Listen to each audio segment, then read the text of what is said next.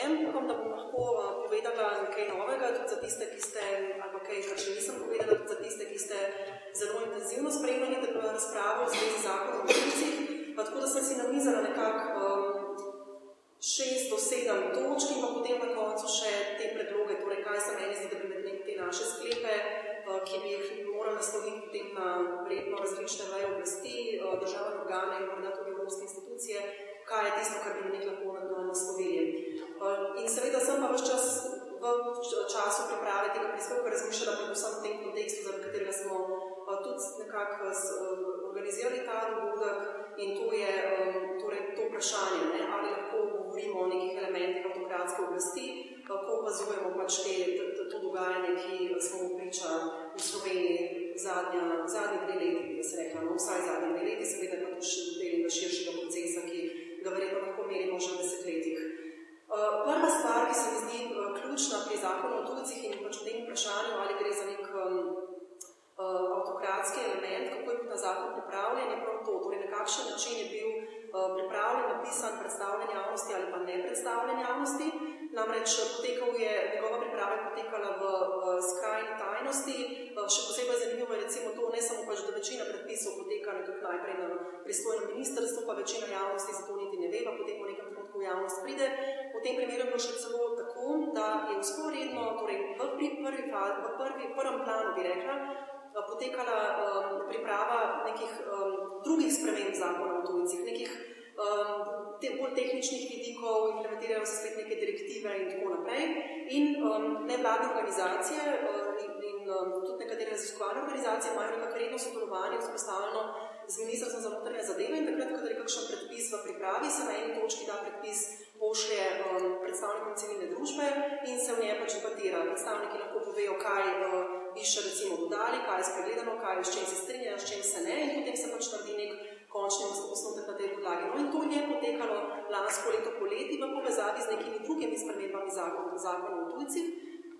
Vedeli smo ves čas, da gotovo mora še nekaj biti zadaj, glede na to, da smo bili priča nekaj mesecev pred tem poskusu zelo hudi zaostritvi zakona o mednarodni zaščiti, ki pa takrat ni šla skozi, ki ste mogoče opazili, če ste malo spremljali to razpravo in pač jasno je bilo, da tisto ne bo kar tako ostalo kot neka neizpolnjena želja, ki ne bo šla naprej, ampak da bo verjetno še kakšen poskus, če ni šlo tam, pa bo šlo morda kje drugje. No in na izrecno vprašanje, ali se pripravlja še kaj v zvezi s tem, z dostopom do azilnega postopka, je bil izrecen odgovor ne. Potem pa so seveda pač v Sloveniji imamo odlične medije, zlasti za to področje lahko rečemo, da se tisti, ki smo pozorni, ne srečujemo z neko sovražnostjo, ampak se srečujemo z neko iskreno radovednostjo, sodelovanjem strani novinarjev in novinark, ki pač vedno dobronamerno pridejo po izjave in želijo pač res predstaviti vse vidike. In pač mediji so bili tisti, ki so ta predpis nekako spravili tudi v civilno družbo, ker pač istočasno ga mi na nek običajen način nismo dobili. Tako da to je en tak prvi resen pokazatelj bil, da se pripravlja pač nekaj, kar je precej drugače od vsega, kar smo videli že do takrat, pa smo že takrat, lahko rečem, opazovali lahko nek izjemno jasen trend restriktivnosti na tem področju. Druga točka, ki bi jo rada naslovila, je utemeljitev tega predpisa. Upam, da ste imeli priložnost jo prebrati. Neverjetno je, pač moje mnenje, da je neverjetno, kako je ta utemeljitev napisana. Napisana je na izredno zavajajoč način, vzeti so v bistvu najbolj katastrofični scenariji, pa to sploh niso scenariji, to so v bistvu neki podatki, neke ogromne številke, ki so kar seštete skupaj, koliko je potencialnih migrantov po tem svetu, se ne nazadnje bi nas lahko vseh 7 milijard noter prišli, če bo šlo tako naprej. Tako da to je bilo nekaj, kar je bilo izjemno zaskrbljujoče in potem se mi je zdelo zelo zanimivo, ker sem sodelovala še na eni drugi razpravi, ki je bila na podobno temo, sicer se je osredotočala bolj na nova pooblastila redarstva in policiji, ki so ravno tako, kot vemo, v tem trenutku v pripravi, oziroma nekatere te stvari so že sprejete. In zelo zanimivo se mi je zdelo izmenjati stališča z predstavnikom informacijskega pooblaščenca, ki je imel eno zanimivo opazko v zvezi z droni, ki se, kot vemo, za katere se pripravlja pač pravna podlaga v zakonu o policiji, se pravi, policija jih itak že uporablja, pač brez tega, da bi to kakšnokoli zakon opisali, zakaj jih sme, do katere mere jih sme, kakšne garancije morajo obstajati in tako naprej. Zdaj pač želijo to formalizirati s predpisom in on je zelo lepo rekel, tisti del obrazložitve, ki se nanaša na drone, se bere kot reklama. Kaj vse te krasni droni zmorejo. Ne? Niti enega stavka pa ni na temo, kakšne so pa garancije, recimo na področju varstva zasebnosti, torej do katere točke pa lahko uporaba dronov in podobnih sredstev množičnega nadzora lahko gre. Ne? Tega pa ni v predpisih. Ne? In tukaj se mi je vzpostavila ena fina povezava, ker tudi zakon o tujcih je bil napisan na točno tak način. Celotno obrazložitev se v bistvu bere kot ena krasna reklama, v starem jeziku bi lahko rekel kot propaganda. Ne? Torej, izpostavljeni so samo tisti vidiki, pa še ti so izjemno potencirani, katastrofični, gre za eno res veliko pretiravanje, ki bi lahko pač govorili v prid nekega takega zakona. Ne? Vse ostalo, torej neki drugi argumenti, da bi kakšno tehtanje recimo se nahajalo v tej utemeljitvi, vse to pa enostavno ni prisotno. Ni analize, pravne analize sploh ni, cost-benefit analize nikakršne ni, tako da to se mi zdi izjemno velik problem, ker mi ni več jasno, ali je to analiza, ne, oziroma je narejena smo kakšna analiza na to temo, ali se nam samo še prodaja pač neke rešitve in se pač te rešitve prodajajo kot edine možne in tiste zveličavne, ko bodo rešile vse te naše probleme. Potem tretja točka, ki bi jo želela izpostaviti, je to, da ta predpis zelo močno sledi temu trendu, ki ga v zadnjem času tudi v Sloveniji vse bolj opažamo, torej kriminalizacija migracij. Ta predpis je vzel enega od elementov, ki je zelo značilen za migracije, in to je element preprečevanja, deterrence, preprečevanje dostopa do teritorija, v tem konkretnem primeru seveda preprečevanje dostopa prosilcev ali potencialnih prosilcev za azil do teritorija Slovenije, kar je potem seveda problematično z vidika mednarodnega prava, konkretno Ženevske konvencije. Torej, ta zakon je v bistvu vzel en element migracij in ga je izpeljal do popolnosti. Kako v popolnosti preprečiti dostop do teritorija za skupino, ki bi sicer dostop morala imeti, glede na to, da smo pač Ženevsko konvencijo ratificirali in veljavi in če jo pač ne želimo več imeti, potem jo odpovejmo. Ne pa, da se delamo, da jo imamo, da jo bomo spoštovali še naprej. Zdaj mislim, da mi tu že malo časa, poča moram malo paziti na čas, tako da bom v bistvu samo na hitro preletela še te ostale stvari, ki smo o njih govorili tudi v teku razprave, tako da mislim, da niti ni potrebno, ampak je samo fino, da jih imamo še v zadnju. Torej, naslednja stvar je konflikt s pravom EU, kot vemo, ta predpis izredno, torej, če bo aktiviran, ker vemo, da ni še aktiviran, je nekakšen speči predpis pripravljen tam nekje, da ga aktivirajo oblasti, ko ga bodo želeli, in ko se bo to zgodilo, bo v bistvu Dublinska uredba kot en ključen element, ki še vseeno, kljub temu, da je problematičen sam po sebi, pa vseeno predpisuje postopek in kautele, torej garancije za ljudi, ki se znajdejo v tem postopku, da se proti njemu sploh lahko borijo. Ta novi postopek, ki ni v bistvu opredeljen na noben način, ga imamo samo v nekem zelo omejenem obsegu definiranega, pač ne vsebuje skoraj nikakršne garancije. To je problematično. Tako da v bistvu s tem povozi tudi pravo EU na eni točki.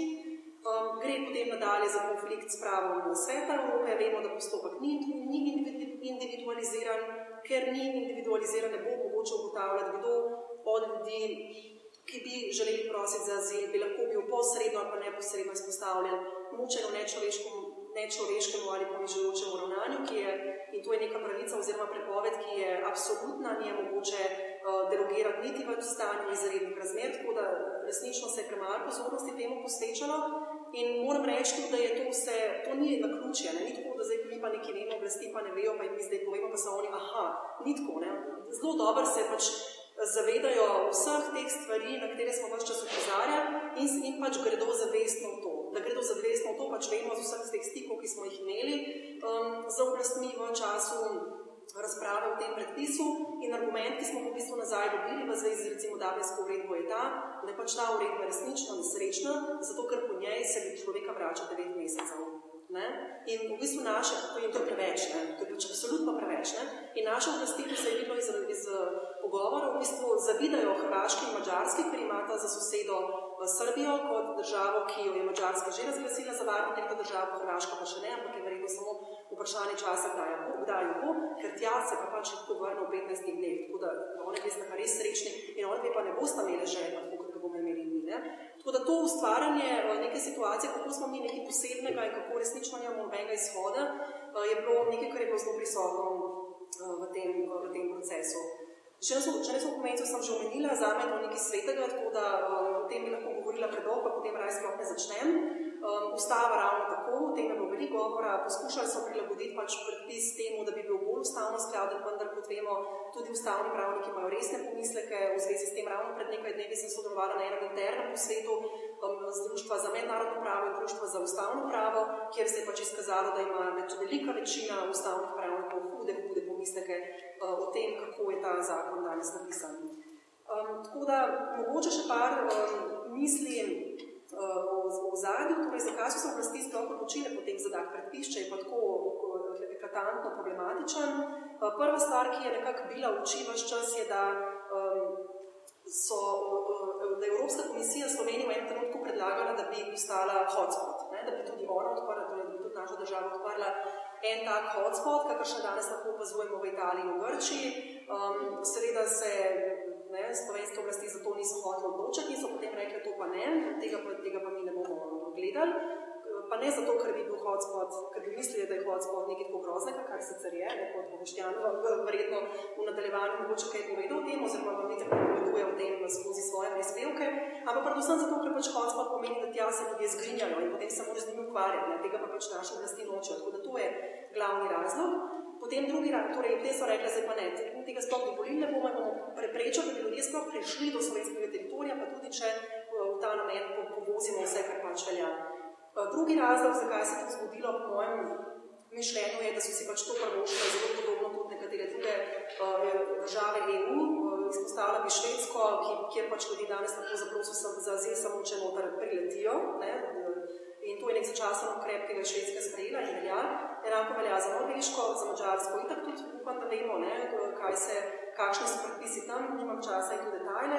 Ključna je pa seveda Avstrija. Torej, Avstrija je tista, ki je bila več čas navajena, kot če lahko oni, potem lahko tudi mi. Ko vsi v parlamentu odpovejo, ko vse streš strokovnega vidika ostane ta.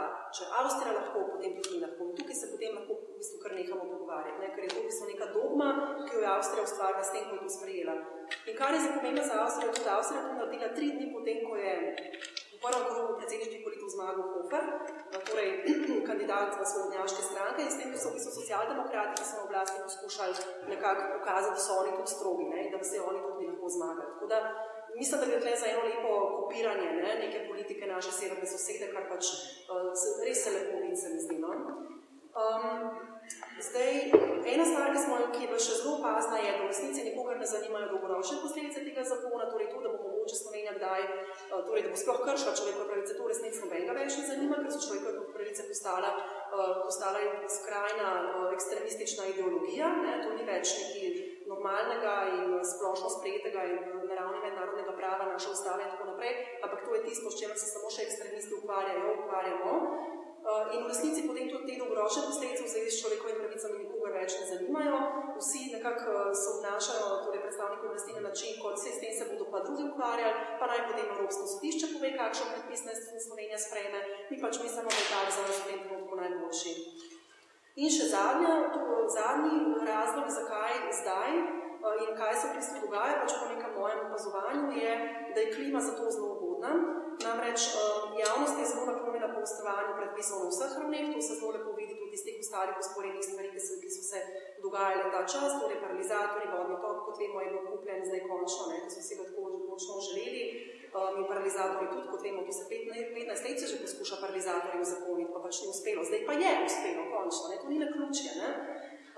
Spremenjena so policijska oblastila istočasno in tako naprej. V bistvu ljudje, jaz zadevo tako vidim, ljudje se zelo ogroženi počutijo zaradi različnih socialno-ekonomskih razlogov, torej kot vemo, je situacija zaskrbljujoča, marsikdo je brez službe, plače so nizke, kršitve delavskih pravic so velik problem, revščina narašča hitreje kot v EU povprečju in to seveda sproža neke občutke nevarnosti. In zdaj oblasti v bistvu poskušajo pokazati, vi ste ogroženi predvsem zaradi migrantov in zaradi te splošne spremenjene varnostne situacije v svetu in zdaj ni vam pa ponudili pač tele mehanizme, da se boste vi bolj varno počutili. In to je neka klima, ki se je ustvarila in zelo lepo funkcionira, se mi zdi, zelo malo upora, nekega takega civilno-družbenega od spodaj na vzgor, tako da to je ta ugodna klima. Zdaj, zaključila bom potem s temi predlogi, za katere smo se v bistvu danes prvenstveno zbrali, tako da mislim, da bi morali nekako iti v to smer. Varuhinja seveda naj nemudoma vloži zahtevo za presojo ustavnosti. Ona je edina še, ki nekako lahko to stori v tej fazi, dokler zakon še ni dejansko aktiviran, to je v bistvu njena dolžnost.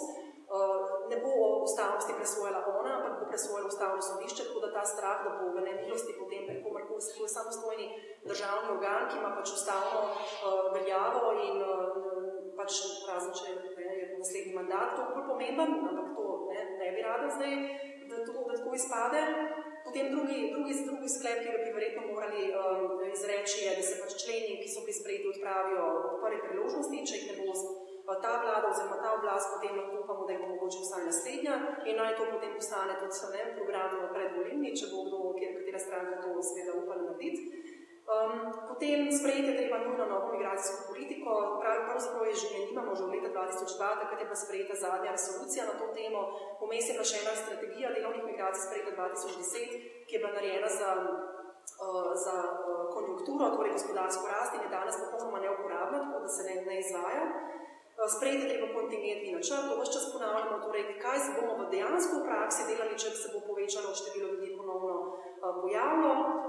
Hkrati po mojem treba Evropsko komisijo pozvati, da preuči zakon o tujcih z vidika spoštovanja prava EU in pa zelo opozarjati pred tem, da bi se podoben sporazum, kot je bo sklenjen s Turčijo, zdaj sprejel še z Libijo.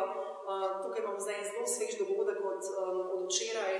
Skratka, Luksemburško sodišče se je izreklo za nepristojno za presojo tega sporazuma, kar je popoln šok za veliko večino akademske sfere na področju prava EU. Tok z moje strani. V bistvu je zelo, da pozdravim se skupaj dobro rekel, da več praktično ni za dodati. Tisto, kar se meni zdi ključno tukaj zdaj, je, da se debata res postane javna debata. Mi smo praktično vsi, ki tu sedimo, delamo svojo zgodbo, ampak nekako živimo v prostoru prepričevanja. In vedenje politike, akti politike, dokončni akti politike pokazujejo, da smo v najboljšem primeru penetrirali teflon. Kljub dokazovanju nespornemu neustavnih praks, kršenju vseh mogočih konvencij človekovih pravic, kljub povedovanju resničnih zgodb, je na eni strani prevladala popolna fantazija, kot propagandna mašinerija in na drugi strani ozaveščeno kršenje ključnih konvencij našega časa. To je poraz na prvem mestu ne politike, ampak civilne družbe. Civilne družbe, ki je dolgo leta tako prekleto obdobno, da je na ulicah izključno in samo v političnem in socialnem razlogu med časom tako manjih ustaj. Ko gre za ustavno vprašanje, so ulice prazne. V tem času niti ni bilo nekih večjih, bile so manjše partikularne akcije na žici, ki smo jo vodilnih malce pozabili, po mojem, in je še edino preostane, da se artikulira. Ravno postavitev žice na hrvaško-slovenski meji je sovpadala s hotspot momentom. In mislim, da so temelji te žice postavljali nekaj dni po obisku Evropske komisije v Sloveniji. In to je bil prvi korak k samozaprtju, samoomejovanju te države. Ko se je to zgodilo, ko se je žica začela postavljati in se zelo hitro postavila, kot prvi obrambni zid, ne nujno strani politike pred migranti, ampak pred neobstoječo evropsko migransko in begunsko politiko. To bi bil dober spin, ki bi lahko politika pravila, pa da zares ni znala, Bogu hvala. Zdaj se da pomeni teh rešitev poznanju. Se je nemudoma začela razsuvati etična substanca te države. Začela se je razsuvati od zgoraj na vzdolj, ne od vzdolj na vzgor, kot se morda to ponovadi zgodi v družbah, ki se pomikajo proti skrajnim desnim nabom. In se to začela delati politika. To začela delati politika, ki je sama se proglašala za levo sredino.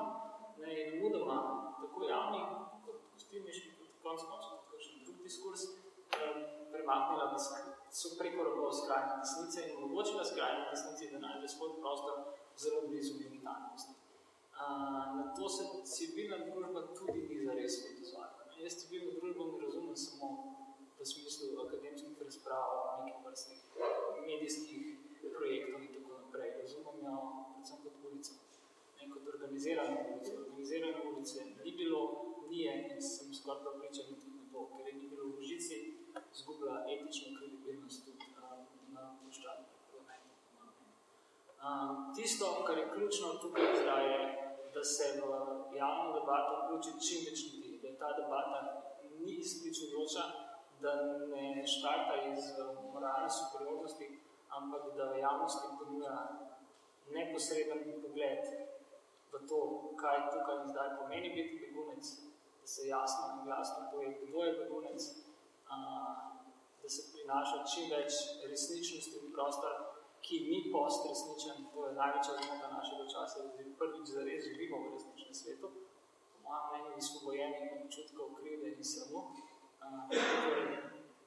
kar skrajno glede politične korektnosti, kar vodi v tisto, če mi smo danes priča, da je medijskim javnim političnim diskurzom praktično ni meja. In tako potem vidimo, da tudi temeljne konvencije našega časa ne veljajo več. Zdi se mi, da je večkrat potrebno uporabiti orožje na druge strani in ponovno zasesti prostor, ki je bil, kako to prekleto in jasno dokazujejo ankete javnega mnenja, zaseden strani ksenofobičnega, rasističnega in temnega dela družbe. Nimam nekih dodatkov ob tem, kar je povedala Neža, to se prosto mogoče podpisati. Tisto, kar se mi zdi ključno, pa je, da bi praktično vse oblike nekega civilnega delovanja bile skupno platformo, iz katere bi bilo mogoče v imenu celega razreda dogovarjati tako evropske kot slovenske institucije, imeti odprt, neposreden, celo neke vrste narekujoči odnos do medijev, ki so del njih, seveda, po mojem mnenju, pravi sjajno del, pa grozljivo delo pri vprašanju begunske in migrantske problematike, predvsem zaradi neideoloških, ne zaradi ideoloških razlogov, kot je bilo mogoče kdaj po mojem narobe razumljeno, ampak prosto zaradi tega, ker večina novinarjev nikoli in nikdar, tako kot velja za politike, ni niti zaduhala, kaj še občutila realne vojne in z begunci ni imela nikakršnega stika. Kako nesmiselno je ustrajati zgolj v akademskih okvirih ali pa v okvirih prepričevanja prepričanih, mi je potrdilo eno branje knjige na Begu, ko je prišlo približno 100 ljudi, kar je z Ljubljano lepo dodat. Zelo fino se mi je zdelo, tukaj pa se človek se mora angažirati, zame si čas, to pomeni, da rekel je svojemu obdobju in meru pripravljeno vzeti kos pogača, pride 100 ljudi in poslušajo angažirano in kima in sledi, potem pa sredi tega pogovora sem predstavitve knjige sem naredil nosta res in vprašati ljudi, koliko izmed vas, tistih najbolj naklonjenih, angažiranih, ki pridejo na begunsko branje, je bilo v zadnjem letu v fizičnem stiku z begunci. Ena sama roka se ne dvigne. In to mi dalo vedeti, da mogoče vsi mi ene stvari počnemo zelo dobro.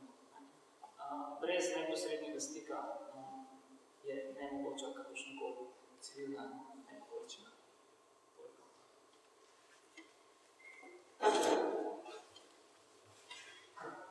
Tudi lep pozdrav z moje strani. Jaz bi mogoče, zato ker dejansko imam malo časa, ampak očitno vseeno dovolj, bi nekako začela s tem, da se malo pogledamo 25 let slovenske države in pogledamo v bistvu, kje so tisti mejniki, ki se zdijo podobni tej situaciji danes. Na eni strani gotovo se bomo spomniti, kako je v bistvu Slovenija zaprla meje za bosanske begunce v začetku 20 let. Torej imamo že prvo točko. Hkrati v začetku 20 let potrebno se zgodil izbris.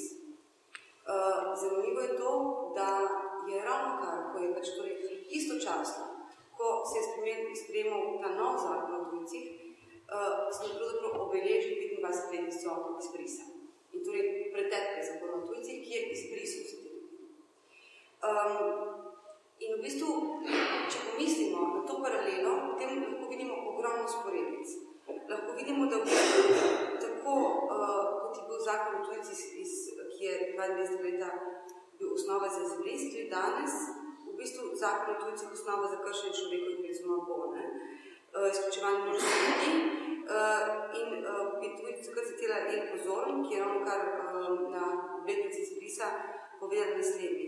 Iz zakona o tujcih izhaja zapiranje, deportiranje, delitev na državljane in nedržavljane. Ta ločnica se stalno vzdržuje z nasiljem in je obenem tudi sam po sebi nasilna. Ne gre za fizično nasilje ali kakršnokoli drugo vrsto nasilja. Torej, gre za v bistvu institucionalizirano in tudi na pravu utemeljeno nasilje. Vemo, da je tukaj vprašanje na katerem pravu. Ampak kakorkoli že gre za ponovno vzpostavljanje ločnice med državljani in nedržavljani. In dejansko, če izhajamo iz te paralele, potem vidimo še veliko drugih povezav. V bistvu gre za to, da lahko rečemo, da od začetka 90 let, od začetka v bistvu postavitve slovenske države, imamo kontinuum rasizma in nacionalizma, ki se v bistvu nemoteno poteka naprej. Dejstvo je, da je potem, kot smo rekli, kot je že rečeno, žico in z novim zakonom o tujcih se pravzaprav deluje nekaj, kar je bilo že spoznano v začetku. Zdaj, kar bi rada še povedala ob tem, je to, da nikakor ne moramo mogoče, kot se je mogoče delo v preteklih letih računati neko javnost, ki bo razumela, o čem zdaj danes tu govorimo. Ta javnost je, kot je bilo že rečeno, pač podlegla politični propagandi, ki je bila izjemno uspešna, žal. In tukaj je pravzaprav potrebno, ko iščemo rešitve, razmišljati o neki drugi situaciji, kot je Neža že omenila, o neki drugi klimi, ki obeležuje današnji čas. Ta javnost, recimo, to javnost lahko vidimo samo skozi posebne pač določene primere. Jaz sem jo videla skozi, radi vam povedala samo 2 primera, ki so se mi nekako vtisnili v spomin. Prvi bo ta, da sem na izobraževanju za zdravstvene delavce v Sevnici, slučajno v Sevnici, začela govoriti o beguncih, o migrantih in vedno je ta tema prinesla veliko negodovanja, veliko strahu, veliko ksenofobnih odzivov, takoj. In mestoma je bilo pravzaprav težko nadaljevati. Ampak dejstvo je, da na neki točki so ljudje se začeli odpirati za to temo in eno od udeleženk je rekla naslednje. Jaz se zbujam s strahom po noči, ker se bojim, da bojo pač moje otroke ugrabili begunci. Da bo prišel en Afganistanec in ugrabil moje otroke. In potem po par sekundah je rekla naslednje. Vem zdaj, da je to v bistvu neka nočna mora, ki nima osnove, ampak vse eno je nočna mora. Dejstvo je, da nisem nikoli videla nobenega begunca v življenju. Ta izkušnja se mi zdela povedna. Druga izkušnja, ki se mi zdi izjemno povedna za to, kje živimo, pa je izkušnja prijatelja, znanca begunca iz Sirije, ki je potem, ko je dobil status begunca v Sloveniji, 4 mesece neuspešno iskal stanovanje s pomočjo mnoštva ljudi, kadarkoli je stopil, tudi pač po telefonu ali pa osebno prišel stik z stanodajalcem, je bil zavrnjen. Po vseh teh mesecih se je odločil, da ne more več živeti v Sloveniji in šel. Tako da, te 2 izkušnje se mi zdi povedni in na tej točki mogoče bi bilo smiselno torej razmišljati o tej gluhoti, ki se je zgodila, o tem, kako smo v bistvu padli v neko situacijo, kjer si še pred leti nismo predstavljali, da bomo lahko bili. In verjetno je treba izhajati iz tega, da smo ta trenutek zelo sami. Zato je tudi vse naše akcije, ki jih bomo danes načrtovali, potrebno mogoče razmišljati na ta način, mislim, na ta način. Mogoče, da ne bom predolga, bi rada še par stvari glede ravno teh rešitev ali pa idej, kaj pravzaprav bi se mi zdelo pomembno. Prva stvar, če ravno izhajam, kot sem začela, z izkušnje izbrisa, takrat je bilo v bistvu nemogoče misliti, da bomo kakorkoli uspeli. Gluhota je bila takrat tudi zelo močna. In pripričani smo bili, da v bistvu na nek način brez te izjemne moči izbrisanih aktivistov pravzaprav ne bi mogli nič nobenega koraka storiti naprej. Torej, njihova moč je v bistvu dala nam moč, da smo potem lahko sploh mislili nemogoče. In to nemogoče je bilo pač tožba na Evropskem sodišču. Brez vseh resursov, brez vseh idej in pravnega znanja smo pač skupaj nekako poskušali to tožbo oblikovati. Z veliko sreče. Ampak tisto, kar se mi zdi pomembna izkušnja izbrisanih, je bila naslednja. Boj izbrisanih nas uči, da poleg pravne artikulacije je vedno potrebna tudi politična artikulacija. Torej, da eno brez drugega ne gre, če hočemo biti uspešni v tem boju. Zato se mi zdi, da imamo tu izjemno dobro pravno artikulacijo. Mnogi so zelo dobro besedili ključne težave zakona. Umanjkala pa je alternativna politična artikulacija. Zelo umanjkala in jaz si veliko obetam od tega današnjega popoldneva, da bomo zmogli neko tako artikulacijo. Še ena stvar, torej, zdi se mi, kljub temu, da pravim, da je pač pomembna politična artikulacija, se mi zdi vseeno, da nas izkušnja izbrisa uči tudi to, da vseeno je nujno čim bolj evropizirati problem, torej, da delamo od znotraj nacionalne države in evropiziramo hkrati problem in da poskušamo že ta trenutek, čeprav vemo, da je zelo težko razmišljati o neki tožbi, nečesa, kar pač o tem, da pripravimo tožbo zakona, ki v bistvu je osnovan na izrednih razmerah in v bistvu pravzaprav moramo počakati na to, da se zgodijo žal te izredne razmere. Se mi zdi pomembno, se že danes ta stvar pripravlja. Da v bistvu zelo aktivno gremo v to pripravo, ker če se to zgodi, bo precej pozno. To je ena od mojih idej. Pa še nekaj za konec. Meni se zdi, da seveda smo vedno vsi tu škandalizirani, v bistvu šokirani nad tem zakonom, ampak obenem pa se mi zdi, da je to ne samo kontinuum slovenske 25-letne zgodovine, gre tudi kontinuum evropske azilne politike. V mnogo čem evropska azilna politika, medicinska politika in azilna politika v mnogo čem dela pravzaprav isto, samo mogoče je pravzaprav na nek način uporablja rokavice človekovih pravic, uporablja v bistvu neke vrste manj očitne, ampak hkrati pa vemo, da enako brutalne, enako krute prijeme. Tako da ne bi, želim si, da obsodimo vse, ki so pravzaprav ta zakon sprejeli in da smo zelo strogi v njih, ampak obenem pa želim, da vidimo to kot v bistvu pravzaprav del evropske medicinske politike.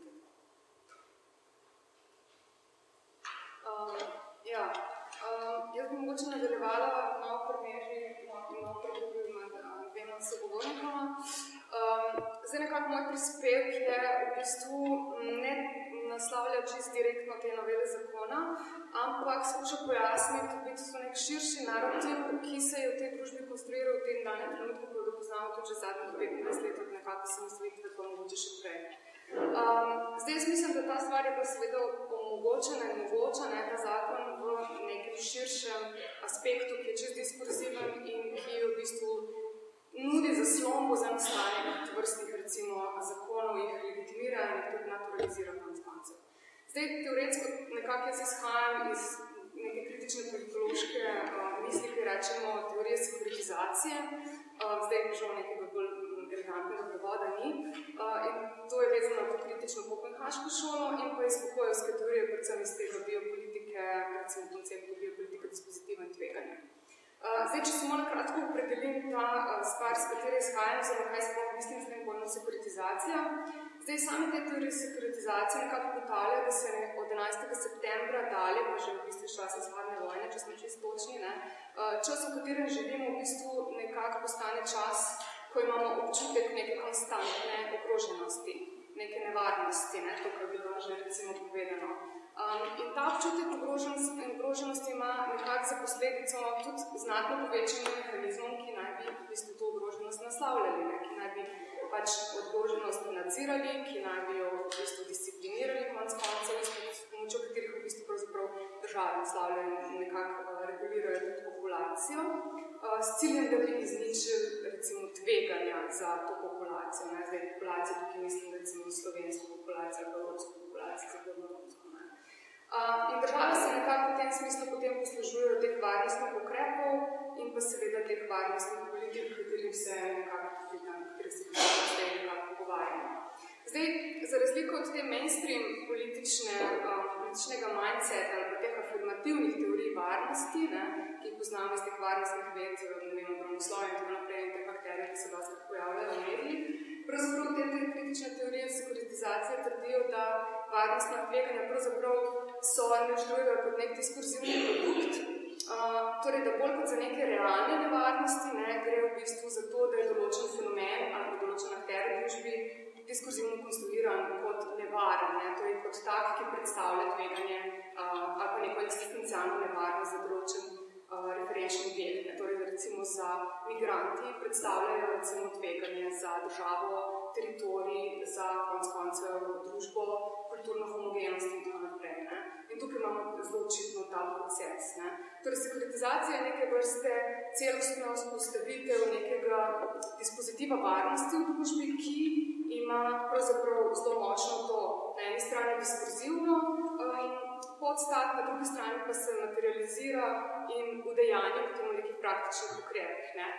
Skozi zakone potem je omogočeno postaviti žico na meji ali pa uvajati represijo in nasilje, recimo policije nad migranti ali pa družbenimi skupinami. Torej gre za neke vrste zelo celostno vzpostavitev tega dispozitiva varnosti. Problem tega varnostnega diskurza je to pravzaprav, da legitimira to uporabo teh konkretnih varnostnih ukrepov in praks in da v bistvu vzpostavlja neke mehanizme, ki naj bi nekako delala, bi rekli, naj bi se ukvarjali s temi tveganji, ki nas potencialno ogrožajo.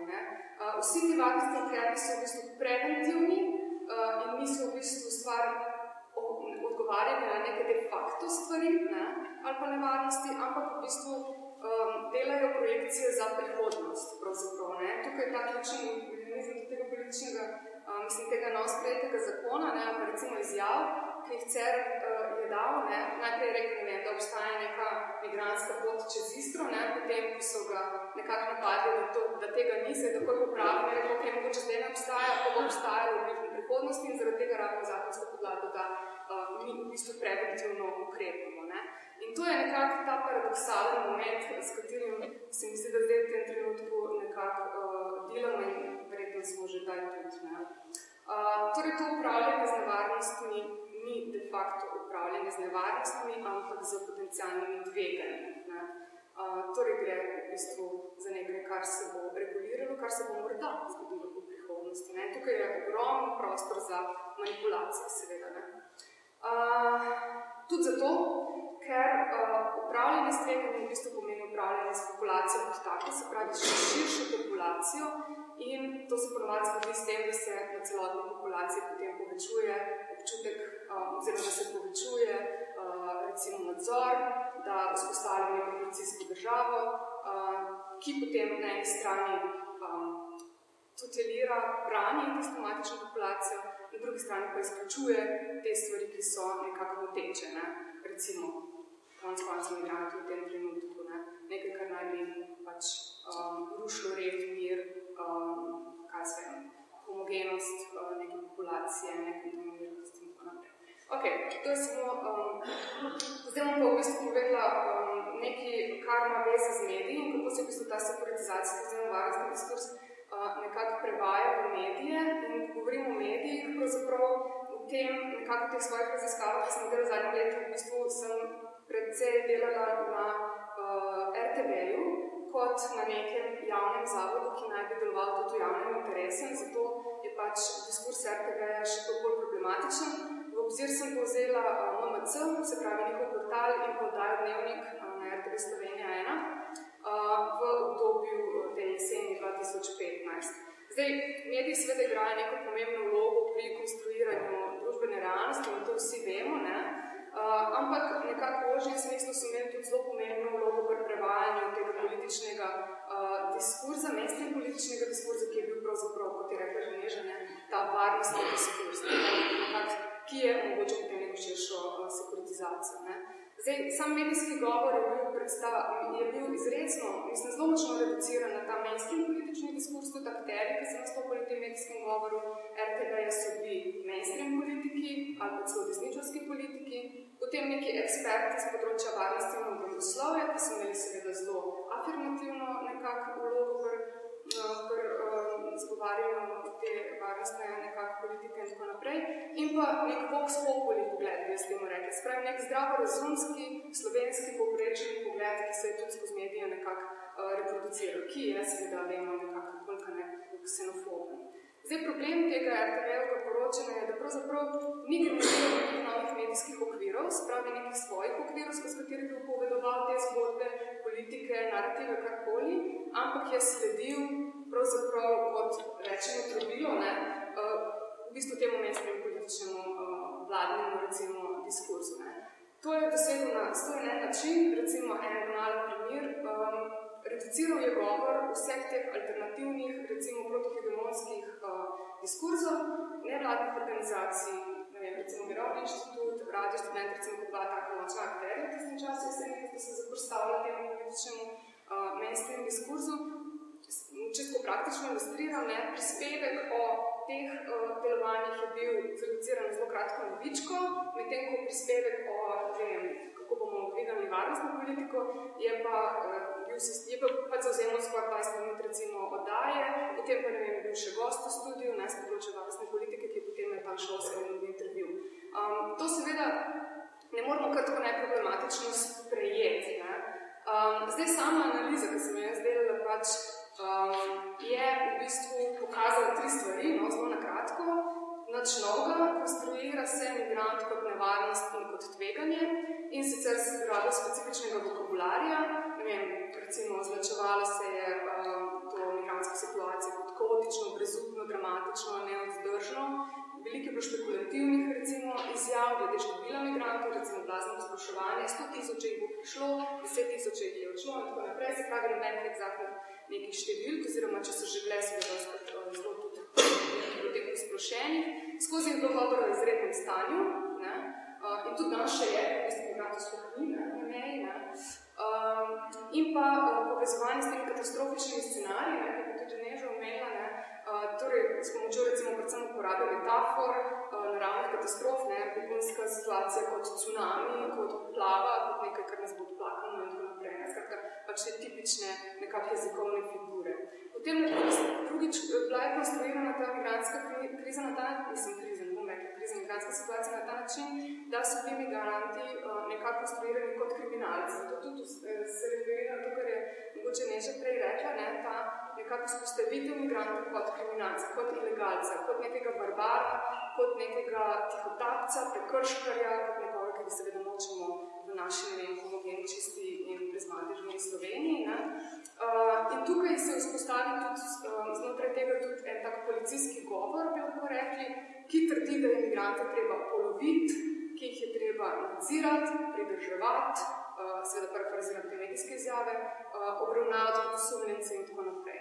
In tretjič, na koncu se vzpostavi še čisti ta diskurs varnosti, kjer v bistvu nastopajo kot glavni akteri, predvsem te glavni politični akteri, ministrica za notranje zadeve, Šefic kot nek birokratski upravnik tega postopka in pa Cerar, ki potem govorijo, da je treba v bistvu zavarovati državljane, to pomeni državljane Slovenije, državljane EU in Schengen kot mejo, kot nek teritorij, da je to treba početi z določenim modusom, in sicer, da je to treba početi na način, da se poveča pooblastila policiji, da se uporabi vojsko, in pa, da način, kako so pa to govorili, je bil čist militarističen, recimo uporabljen je bil vokabularij iz vojaškega jezika, to pomeni napad, obramba, varovanje, boj in tako naprej. skratka, tak zelo agresiven vokabular, ki pravzaprav je bil tukaj konstantno nekako uporabljen. Problem je bil seveda, da novinarji se niso ne distancirali in problematizirali karkoli od tega nekako diskusa. Ok, zdaj, če na hitrico povem samo še dve zahteve. Zdaj, v veliki meri bi RTV lahko v bistvu naredil, bi lahko, če bi hodil, če bi ostala neka politična volja, korektiv tega svojega poročanja, lahko bi pač naredil analizo, ali koreografično analizo tega svojega poročanja in potem v skladu s tem nekako pogledal, kaj ima v zakonu zapisano, kaj ima v etičnem kodeksu zapisano in samo če bi tem dvem nekako institutom sledil, bi imeli verjetno ta problematičen varnostni diskurs zreduciran na minimum. Zdaj, v čem jaz vidim tukaj nekako ključ? Jaz velika ne vidim ključ ne toliko v tem zakonskem okviru, ampak bolj v tem samoregulativnem okviru, zato ker nekako tukaj mislim, da je veliko manevrskega prostora, ne vem pa, če je tudi nekako politična volja, da je lahko nekako skeptična. Ampak, če predpostavljamo, da v osnovi novinarji hočejo dobro, samo ne vejo, kako bi do tega dobrega prišli, potem mogoče tukaj je en tak manevrski prostor. Skratka, za delovanje v javnem in ne v političnem interesu, za vzpostavitev nekega zavedanja, samoevaluacije, tudi samorefleksije, to vse vezano na to samoregulativne procese, da se tudi sledi recimo nekim priporočilom, ki so bila izdana, kako poročati v nekih ranljivih družbenih skupinah. Mislim, da prav imamo inštitut ima publikacije za novinarje, kako v bistvu o nečem poročati, ne da bi reproduciral ta en isti jezik, en isti diskurs, en isti vokabular, s katerega se v bistvu naučimo, da je imigrant neka grožnja, da je to neka katastrofa in tako naprej.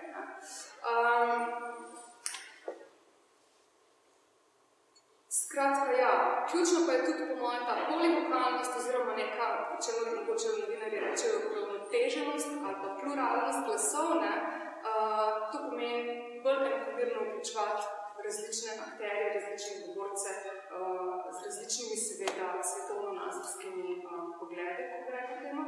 In pa seveda, kar se da pa zelo lahko odpraviti, je raba teh jezikovnih struktur, teh tipičnih metafor, metodologij in tako naprej, iz dneva v dan nekako ponavljajo se potem nekako sidrajo. Ne samo, meni čudi, da je ne samo v javni jezik, ampak v akademski jezik, kar je v bistvu potem še huj. Ok, mogoče v bistvu. Ja, hvala lepa za vabilo, hvala lepa za obiskance. Hvala lepa tudi vsem, ki so zdaj že povedali te stvari. Upam, da bom uspel se hkrati strinjati, se malo tudi ne strinjati s kakšno mini poanto, da ne bomo se govorili čez tiste stvari. Mislim, da treba biti pozoren vedno na detajle, če imamo pač neko konkretno našo situacijo, neko konkreten tip ksenofobije, ki se zgodi v tej državi in ne v kakšni drugi, je treba po mojem zelo paziti, da ne reproduciramo nekih ready-made, tako rekoč teorij, ki veljajo za kakšno drugo državo za našo planet. To velja za vse primerjave Cererja, Orbana, Janše, Orbana, Trump, Poglede in tako naprej. Te stvari.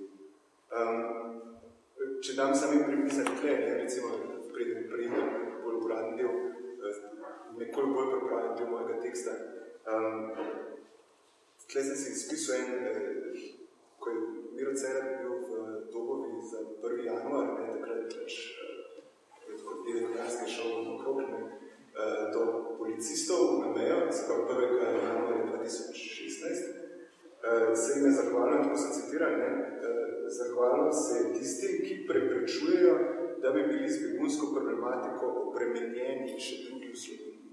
Skratka, tle treba paziti, ne gre vedno za strah, ne gre vedno za občutek varnosti, gre tukaj nisem res za nekaj predvsem bolj banalnega, za nekaj tako puste, na primer, ne mi vi motet moje fine zgodbe, ki sem se včeraj zastavljal. No, in v tem kontekstu bi rekel, mi se treba je vedeti,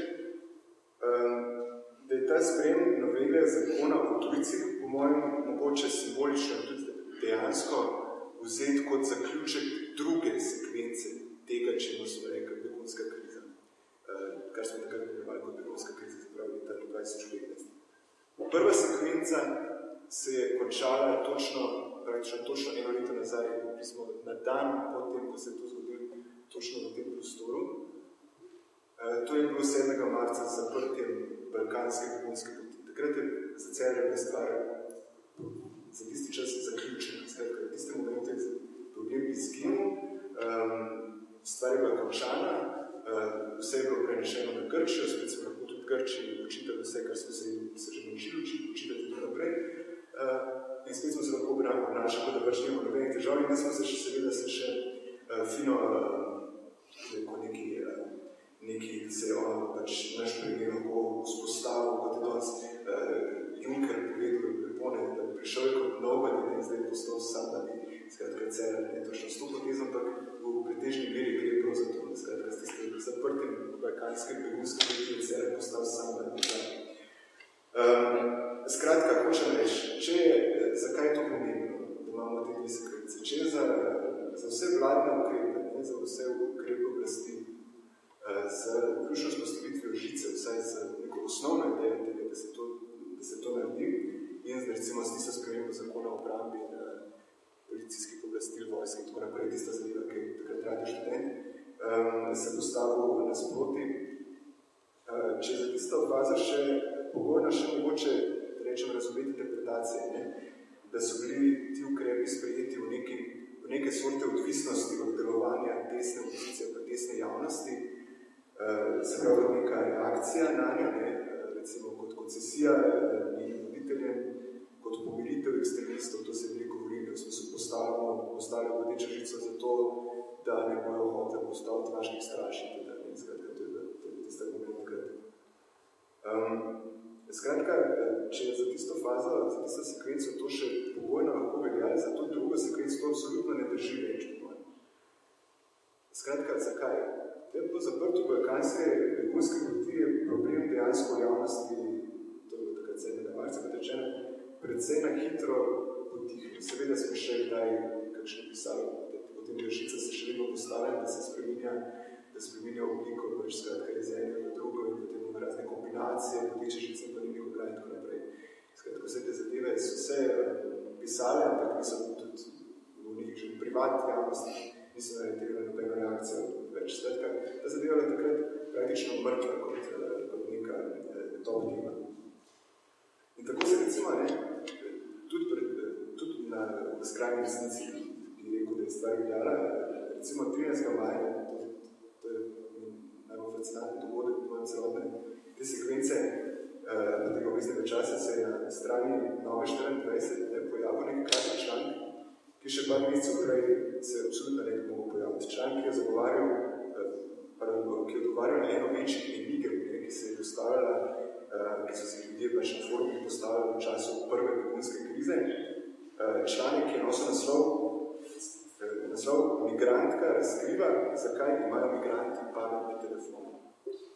Skratka, to je, če ste takrat brali te forume, to je bila pač absolutno prioritetna tema, kaj za Boga oni počnejo s temi telefoni. Oni imajo boljši telefon od mene, pogledaj, videl sem iPhone 7,6, ko mi kaže, tako je bilo. Jaz pa samo to pa to. Skratka, ljudje so to, blazno se ukvarjali, kaj ste imeli. Takole je šel ta rečna, pa ste Nova 24, leta 2016. Utujeni, lačni, stonirani, oblačili brez velike količine prtljage se migranti odpravljajo na dolgo pot proti Evropi. A skoraj vsi imajo s seboj pametne mobilnike. V sprejemnih centrih je poleg v vrstah za hrano največja gneča prav pomnilnikih telefonov in električnih priključkih. Sirska migrantka Hala sedaj razkriva, zakaj je temu tako. Citira tukaj. To je vse, kar imam. Moja celotna družina, moj celoten svet je na tem telefonu. Je povedala ustvarjalca dokumentarne oddaje britanskega kanala Channel 4. Hala je iz Sirije pobegnila skupaj s svojimi hčerkami, potem ko so njenega moža ugrabili pripadniki Islamske države. Sedaj živi v Nemčiji in se boji, da se ne bo mogla nikoli vrniti. In potem spet citira, preko tega telefona imam lahko edini stik z domovino in možem dejala. Zato telefon nenehno drži v roki, kamorkoli grem, ga imam pri sebi. Postavim moj celoten svet, je dejala Sirka. Potem konča se ta članek. Pametne telefone uporabljajo tudi za lažanje poti z GPS navigacijo, hkrati pa preko interneta preverjajo najnovejše informacije, glede stanja v posameznih državah, na njihovih poti še poroča Index. Skratka, desnemu populusu je v tistem trenutku končno postalo jasno, kaj za Boga ti mobilni telefoni, pametni telefoni počnejo, dejansko jih uporabljajo za to, da kot navigacijo, dejansko jih uporabljajo za to, da kot internet, dejansko pač so mobilni telefoni samo in čisto to, pač kar se kaže.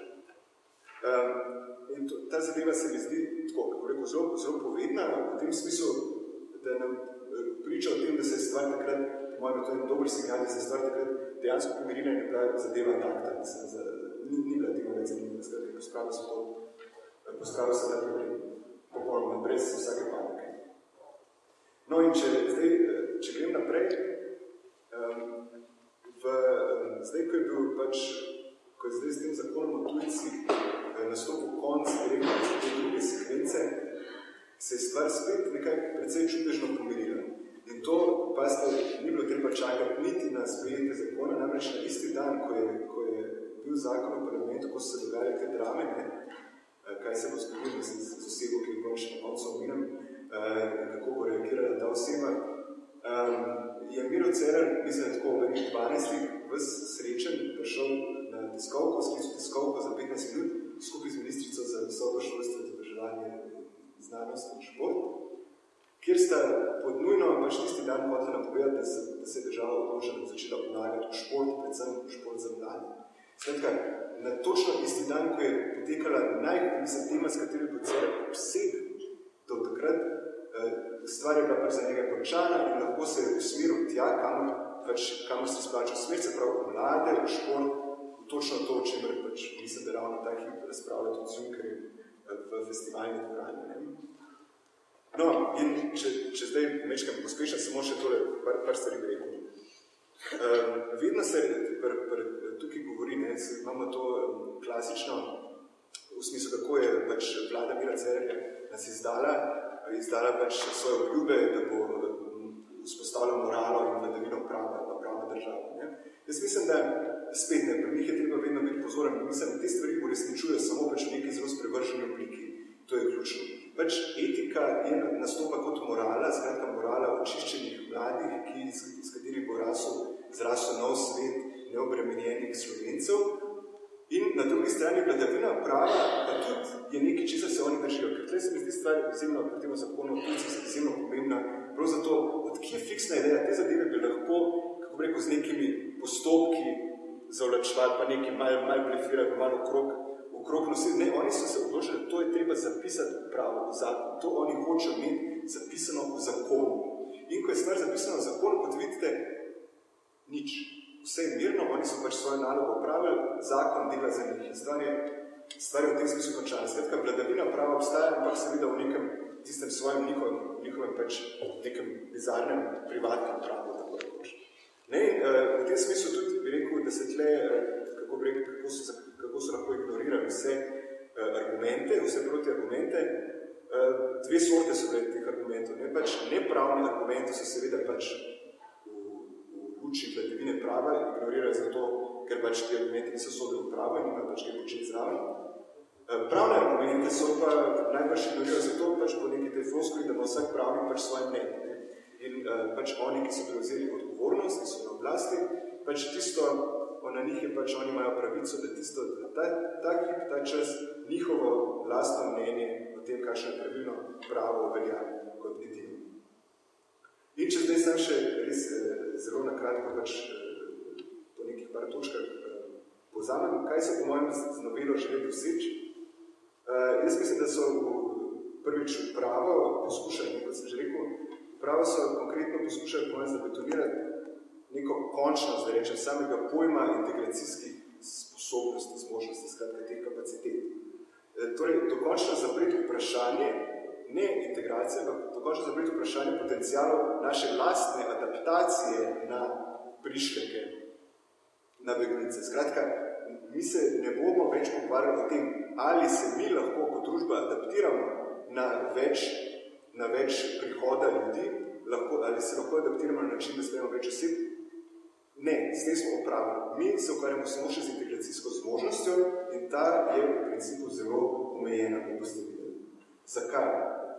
V tej moderni rabi tega pojma, bi rekel, je vsebina izpeljana, kar sem že ponavljam, od začetka te zadeve, izpeljana iz varčevalne formule, te znane formule krize, porabimo lahko samo toliko, kot ustvarimo. Vsi je poznamo, smo že manj pozabili. Ta formula se je v tem, in to je bilo absolutno eksplicitno artikulirano tako, sprejmemo lahko toliko beguncev, kot jih lahko oskrbimo. To so dejansko povedali, čisto v istem stilu.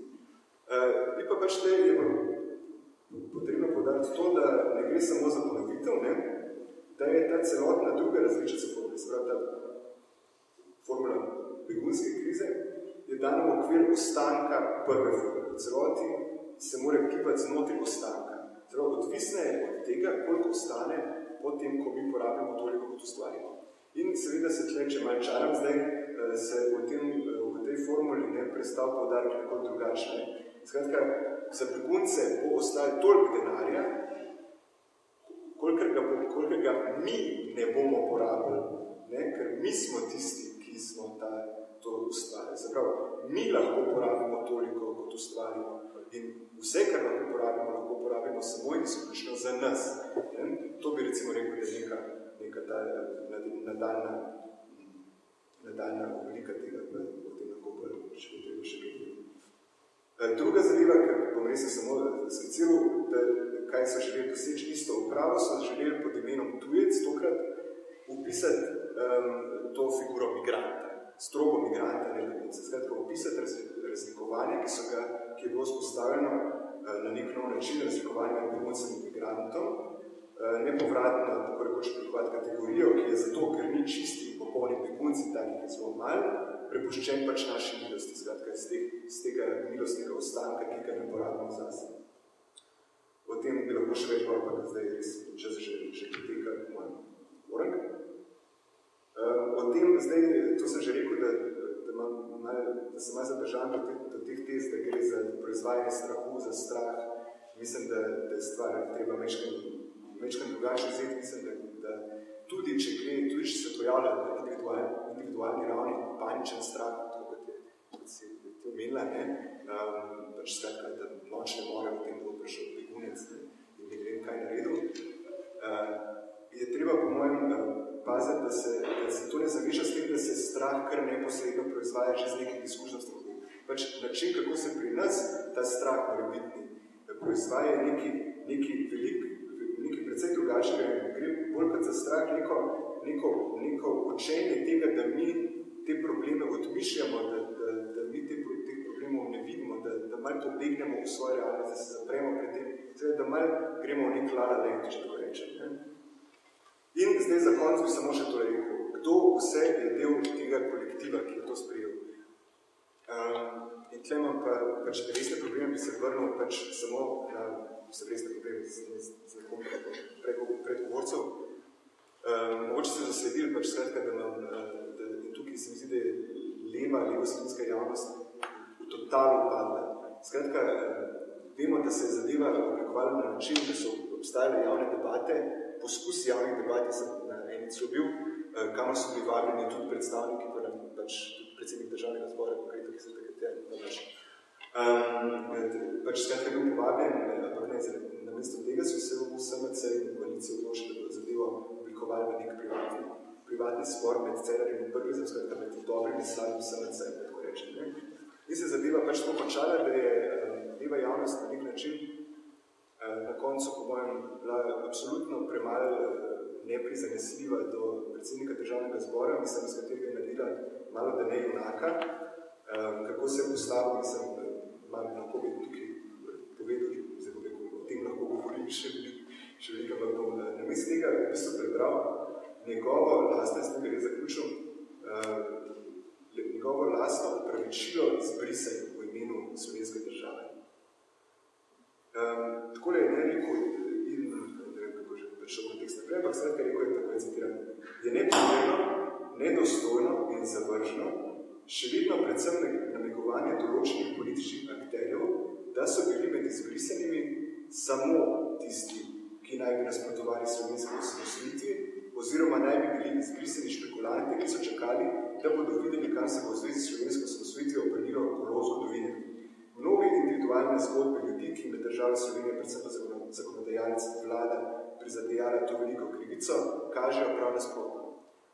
Problem torej, če pojasnim, je v besedi samo. Namreč, to je tako, reče se, postavi se proti ekstremistom, ki reče, da so vsi izbrisani bili špekulanti, da so vsi izbrisani delali da so nasprotovali osamosvojitvi, kar ne vem, zakaj točno bi bila nelegitimna pozicija, da so pa obstajali, proti tej poziciji se postavili na način, da so obstajali pa tudi drugi in celo večina je bila takih, ki pa ni bila špekulacija. In na ta način se v bistvu ponovi neka čist schema iz tega begunec migrant. Skratka, vse, kar je povedal, je, da je pokazal s tem upravičilom, da ima problem v sedanjosti še vedno. Točno s tem, skratka, mi tle moramo biti pozorni.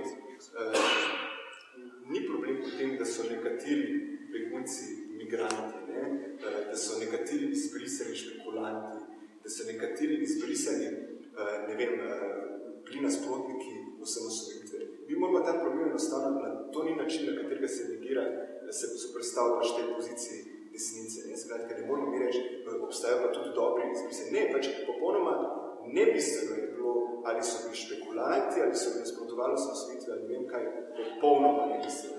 In jaz mislim, da tle, če je kaj treba premisliti, tukaj bi res vprašanje bolj naslovil na pravne strokovnjake bolj, ali je kakšna opcija, da se po konvencijah, po zakonih, ta razlika med beguncem in migrantom nekoliko razrahla, da rečem. Zdaj, da se zaradi tega, ker vemo, da vojna pač ima tudi ekonomske oblike in tako naprej, skratka, da tudi migrant, ki ni skratka neposredno iz vojne, da ima tudi on pravice, ki so podobne, pa enake pač pravice pravih beguncev.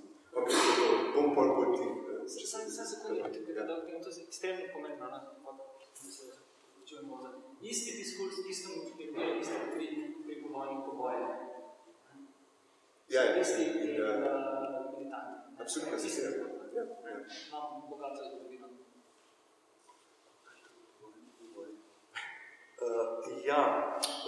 To, bi rekel, se mi zdi ta izbris, oziroma ta slavna zgodovina, osamosvojitvena in po osamosvojitvena, je tak krasen, bi rekel, če bi narod spomin, krasna šola tega, kako v bistvu narod sam, kakor sam tist, brutum podna, kako se že temu reče, mislim, da to ne deluje. Mislim, Slovenci morali zdaj ugotoviti, res, vsi ti, ki so potem branili, to še ta izbris, to je da pravzaprav večina, mislim, to so bili naši predstavniki, to je bila naša država, in potem še vrsta nacionalni interes, ne vem, karkoli že vsi te, da ne naštevam teh vseh lepih slovenskih domačih imen, ki so podjetja, uničeno, mislim, bi morala biti res šola tega, da to nima veze z uspešnostjo ene družbe. Narod je tako neka romantična, že bi morala biti zdravljen preživela kategorija, tako, in da bi Slovenci, če bi zdaj spet po mojem ves problem na tem, ker ta spomin očitno ne deluje. Mačari so še nekaj dolg nazaj bežali in Jugoslavijo, pa ne dajo, da kaj so to begunci. In tudi, konec prav, te, ki se išteje kot desnica, so imeli zanimivo izkušnjo, begunsko. In zdaj bi moral potem vedeti, če bi ta spomin, da recimo, na čem so te Slovenci, če se izključim, če rečem, kot slovenska družba utemeljena. Trubar je begunc, Zois pa Linhart, ki sta pa to začela, sta bila pa otroka migrantov. In je pač to, bi rekel, nasplošno, bi rekel, ena taka slovenska, doskrat se govori o moralnih težavah, in dejansko so moralne težave. To, da je Cerar zmagal ne gre na to, kaj se mislimo o moralnosti Cerarja. In pa dejstvo, da ljudje so pa ga izvolili zato, ker vendar nekje verjamejo, da pa morala mogoče pa, da še kje obstaja. Pa da ne omenjam papeža Frančiška v tem kontekstu, ki ga bi bilo po mojem treba vedno znova poudarjati. In pri tem, glede na to, da imamo kar močno, bi rekel, katoliško, mislim, da se pri nas sploh, ker meni se ni to bolano, da se leva pa desna stran delite na to, kdo vse kot pardon, mislim, meni se zdi, da to se mi zdi skratka, ampak kakorkoli že, skratka,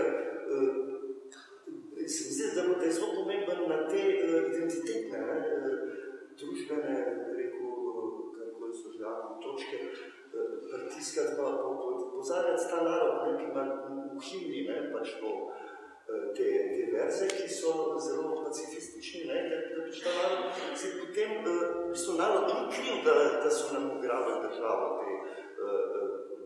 bi rekel, imamo zelo nesramno pač to državo, to politiko, ki pač vse skupaj pelje in nas je recimo meni, bom zdaj eno pesnico prebral, ker mi je ta naša politika, ki je v resnici kolaborantska, čist grobo enostavno rečeno, jaz ne znam tega reči drugače, da je v osnovi kolaborantska. Lahko Slovence delimo na te, ki bi bili rajši Francozi, te, ki bi bili rajši Čehi, te, ki bi bili rajši Jugoslavani, te, ki bi bili rajši Američani, te, ki bi bili rajši Švicarji, sve sorte smo možno, ampak čist v tisti v politiki, mislim, to se kot družba ločimo pred sabo, po mojem, ker smo vsi nekako malo multikulturni vse, ampak v bistvu vladajo na predsredeni ljudje, ki so pod določenimi zelo konkretnimi pritiski in kakršnimi razmeri, v določenih razmerih, z nekimi močnimi centri oblasti. In to se je lepo prvič videlo, ko sta stopila Zveza borcev in, kaj se tem reče, obe domicilni evangeličanska in katoliška cerkev, evangeličanska je tako, mislim, da sploh ne bi smela nekaj samega predstavnika, ampak vsi so podprli naš izstop iz Lovska zveza in Desnici in vsi so podprli vse stranke, da naštevam tistih zelo redkih izjem, in so nas tja pripeljali in so vse naredili, da ne bi tisti referendum, ki bi lahko padel, ne padel, da je bilo ta Route 66%, kamor smo se zapeljali.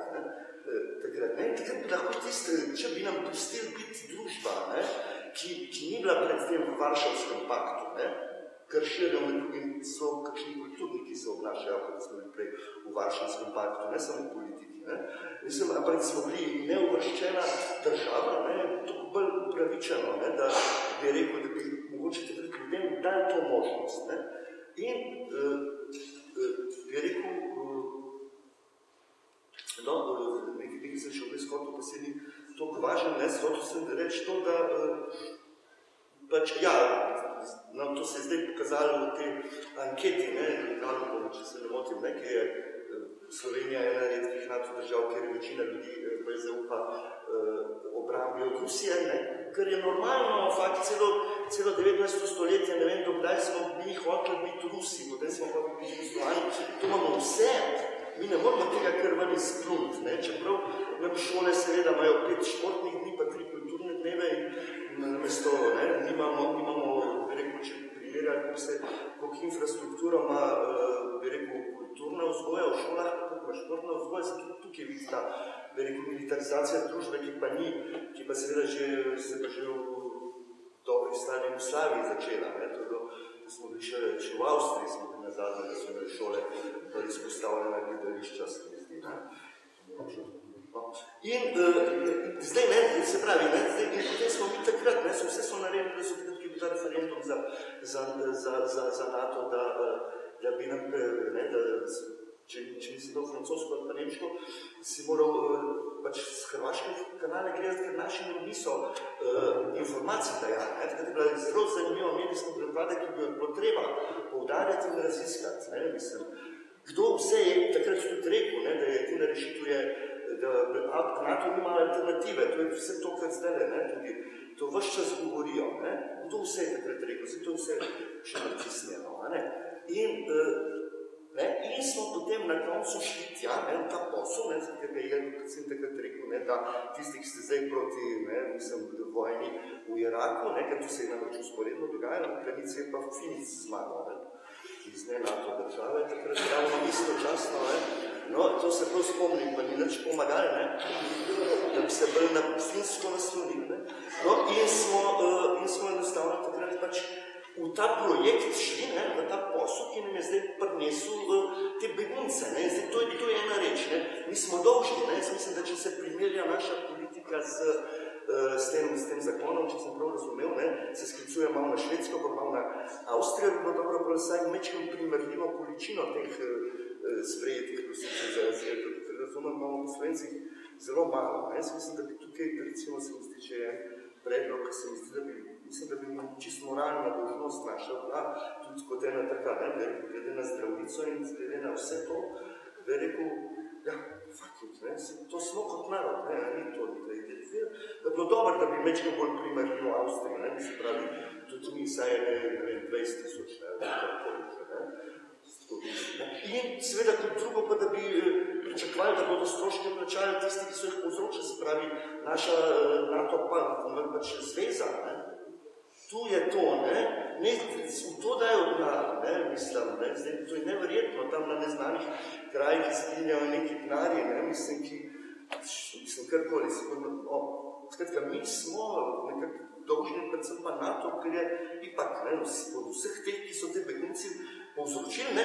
Potem pa, ker prihaja pa dejansko, kot so upozorili, ne? Na vladi, če sem prav razumel, Cerar upozoril, da bo vse več in več beguncev, ne? So pa seveda te ekološki begunci, ki imamo pa tudi te 6, ne? Ki bomo treba dobesedno, ne? Mislim, to je res, to ni zajebancija, ne? Mislim, mi enostavno povzročamo ekološke begunce, ne? S tem, no? In mi je bil, recimo, no? Nazad, predtem mi je bil zelo inspirativen ta